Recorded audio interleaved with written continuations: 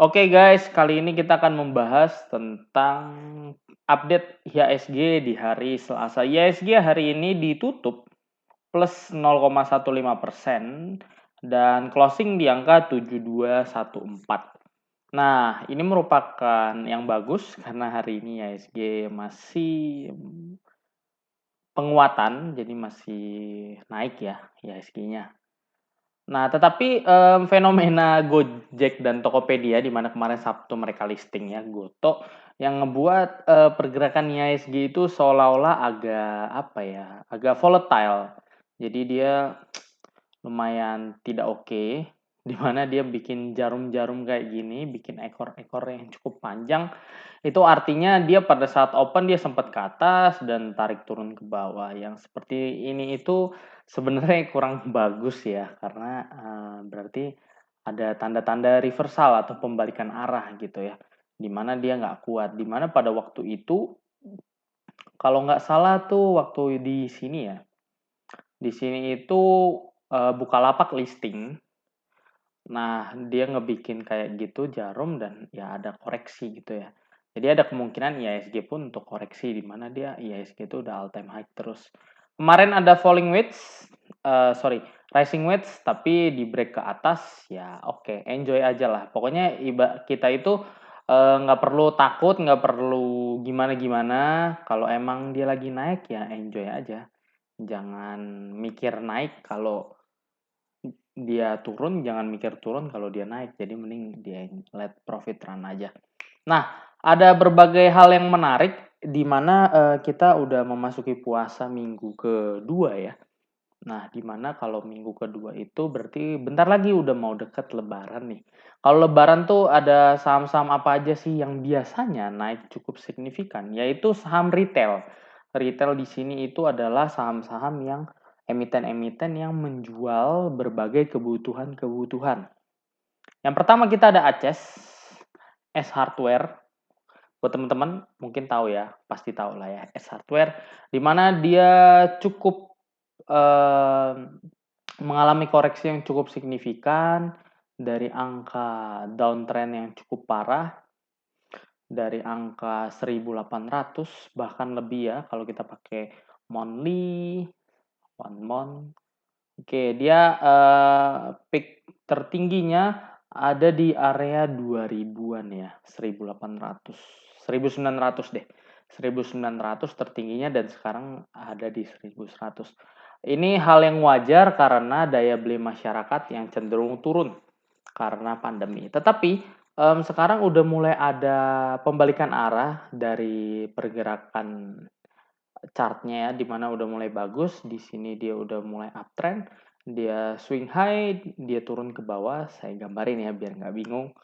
Jadi dia dari bawah sini, dia naik ke atas, ke bawah lagi, ke atas lagi, ke bawah, ke atas. Jadi so far dia secara jangka pendek dia udah membuat namanya uptrend. Apakah ini udah kuat? Ya, I think so. Dia udah kuat. Dimana dia juga hari ini ngebreak dari ascending triangle di sini kurang lebih. Nah, dia ngebreak 1115 lah ya, 1110 dia ascending triangle-nya.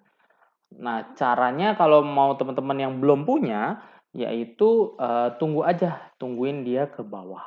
Jadi dia nge-retest area sini, jadi sekitar 1115, 1110 sampai 1100 bahkan itu area buy yang cukup oke. Target kenaikan berapa? Target kenaikan kalau kita lihat dari bawah sini ke atas, kita copy, kita paste. Kurang lebih target kenaikannya berada di 1280. Ini sangat oke ya. Jadi kalau kita investasi atau trading itu kita ibaratnya membeli masa depan. Jadi emiten-emiten yang sekarang lagi jelek-jeleknya gitu ya dalam tanda kutip fundamentalnya lagi berkurang, labanya lagi menurun, pendapatannya menurun karena situasi yang gak bisa dipaksakan. Tapi soon or later kalau misalnya COVID-nya udah mulai membaik ya ini akan kembali seperti normal lagi. Jadi yang pertama ada Aces, beli di pada saat dia retest ascending triangle-nya di 1100 sampai 1115. Dengan target tadi di wait. Tadi targetnya di 1280. Kemudian ada MAPI. Ini juga emiten yang cukup oke. MAPI ini buat teman-teman nih dia itu satu grup gitu ya. Jadi di dalam MAPI itu ada berbagai merchant-merchant yang biasanya ada di mana di berbagai mall gitu ya. Nah, polanya jelas kelihatan ya di sini dia ngebentuk bullish channel di mana polanya itu ya sekitar kotak ini aja, garis atas dan garis bawah. Kalau beli di area sekarang itu udah resiko. Kenapa? Karena udah berada di resisten. Kalau mau sekalian ya dia tunggu breakout aja, jadi buy on breakout. Jadi kalau dia udah melewati kotak yang atas, trend line yang atas, boleh buy. Tapi kalau misalnya mau save atau lebih aman, tungguin aja dia nanti di bawah, di sekitar 840. Lumayan ya pergerakannya ya. Jadi dia turun seminggu, naik seminggu, turun seminggu, naik seminggu, kurang lebih kayak gitu. Jadi MAPI menarik, kita lihat di bawah. Dimana kalau misalnya kita beli di bawah dan kita jual di atas, di sini kita ke sini itu lumayan ya. 14% untuk tektok-tektok itu oke banget. Next ada MAPA ini temennya MAPI, jadi masih satu grup juga. MAP Aktif Indonesia. Yang hari ini lumayan oke secara volume, dia spike. Di mana dia kemarin itu ada akumulasi di bawah, jadi dia itu bergerak di sini-sini aja, sideways, tektok-tektok gitu. Dan sekarang udah di break dengan volume yang spike, volume yang tinggi gitu ya. Nah, ini masih menarik MAPA karena udah lumayan oke pergerakannya, udah break dari sideways-nya. Kita tungguin aja kalau dia bisa turun ke bawah sini di sekitar 2.900, kita bisa buy dengan target kurang lebihnya harusnya dia bisa lah, kurang lebihnya dia mungkin bisa untuk ke area, bentar guys, selanjutnya dia bisa ke area sekitar sini ya, ke 3.350. Bahkan kalau ngebreak ya berarti dia lanjut lewat gitu ya. Jadi juga pergerakannya oke, di mana dia naik, dia bikin swing low, ya harapannya dia untuk bikin swing high lagi. Jadi dia harapannya untuk bisa ke atas sini. Nah, ke 4.000-an lah kurang lebih. Kalau kita lihat secara monthly, MAPA ini juga sebelum COVID itu dia pernah berada di angka 8.000 dengan harganya. Dan dengan harga sekarang yang masih 3.000 berarti masih terdiskon nih 50%. Jadi good ya secara risk and reward. Kemudian lanjut ada ERA. Ini yang paling menarik kalau bagi saya. ERA atau Erafone ini pergerakannya cukup menarik. Kalau secara monthly ya, dia itu selalu reject atau selalu gagal menembus area sini. Ini tuh kayak area resisten yang sangat-sangat kuat gitu. Yang dari tahun berapa nih? Dari tahun 2013 tuh selalu reject gitu. Jadi kalau ini kan jelas ya seperti cup, handle, lagi turun ke bawah. Kita lihat secara daily. Nah, secara daily-nya dia itu lagi sideways teman-teman. Jadi dia punya support di 515, 520 deh. Dia punya support di 520 yang support ini cukup oke, cukup kuat. Jadi kalau selama dia berada di 520 itu bisa beli. Kalau besok mau beli gimana? Boleh besok beli. Katakanlah kalian beli di 540 ya, di harga sekarang gitu 540. 540 kalau ke atas aja ke area 600-an. 540 kalau misalnya dia ke area atas ini aja, itu udah dapat 11%. Sementara kalau dia turun di bawah 520, katakanlah di 515, dia itu 4%. Jadi 15 banding 4%, 4 banding 15, 2 banding 7,5, itu sangat worth it to buy gitu. Karena resikonya lebih kecil daripada rewardnya. Rewardnya lebih gede gitu ya daripada resikonya. Secara fundamental era ini bagus banget, bisa dilihat teman-teman kalau misalnya era ini dia itu pendapatannya naik signifikan di kuartal 3. Di mana dia punya EPS di 60. Padahal tahun 2018 aja IPS-nya 59. Di 2021 earning per share-nya itu di 60, di mana itu 60 itu masih kuartal 1, kuartal 2, dan kuartal 3, belum termasuk kuartal 4. Sementara kalau kita nalar, di kuartal 4 itu harusnya banyak orang yang beli handphone ya, di kuartal 4. Dimana juga di kuartal 4 kemarin itu, kuartal 4 kan dari Oktober sampai Desember, itu kan ada banyak handphone-handphone yang launching ya. Seperti ada iPhone 13 kalau nggak salah di sekitar kuartal 4. Samsung juga biasanya selalu ngeluarin tuh di kuartal 4. Jadi kalau Samsung itu dia ngeluarin di kuartal 2 sama kuartal 4 gitu ya. Jadi ada seri S sama seri Note itu ganti-gantian. Biasanya seri S itu di bulan-bulan April, seri Note ya di bulan-bulan Oktober gitu. Nah itu yang oke dari era.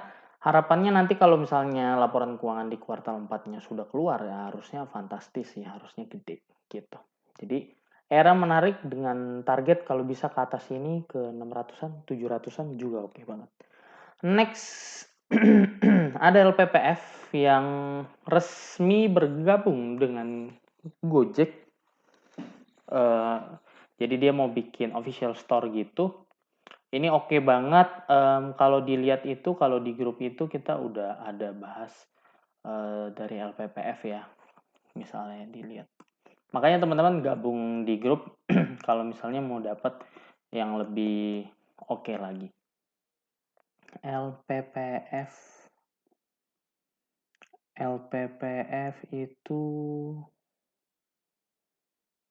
nah kita itu LPPF itu ada beli dengan area buy-nya di 3.900. Targetnya udah jelas ya, TP3 di 5480. Jadi kita udah beli sebenarnya di 3.000. Jadi kita beli di sekitar sini.